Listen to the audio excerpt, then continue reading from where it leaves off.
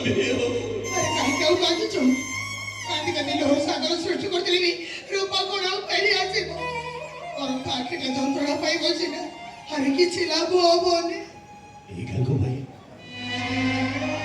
এ আখি লোহ শুকিব যদিন কান্দি কান্দি আখি দিটা হালিয়া হয়েছিল সেদিন সবদিন পাই আখি দিটা বন্ধ হয়েছিল। আরে রূপা তো বহুত বড় পান্তিরি কাল রাতে তো ফটোকে ধরিছে করে লিচুলিচি খুব জোরে কান্দুছিল। বহুত করে কান্দু ভাই তো বহুত কম তাহলে মো পাগল হয়েছিবে মো আইকি পাগল হয়েছি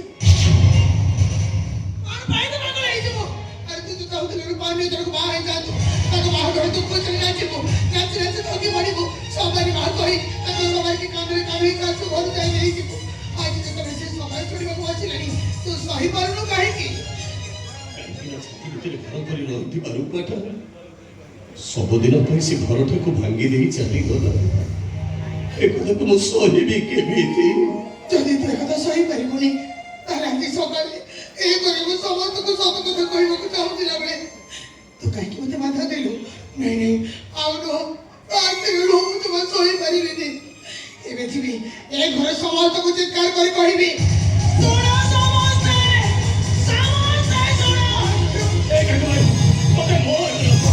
ତୁ କେବେ ବି କାହା ଆଗରେ କିଛି ବି କହିବୁନି କିଛି କହିବୁନି।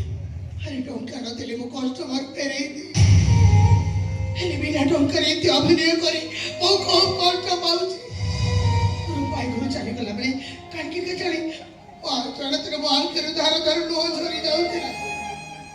ମତେ ଲାଗୁଥିଲା ମୁଁ ଯେମିତି ରଙ୍ଗୁ କୋଠିର ଗାଙ୍ଗୁବାଇ ନୁହଁ ଏଇ ରୂପାର ବଡ଼ ଭଉଣୀ।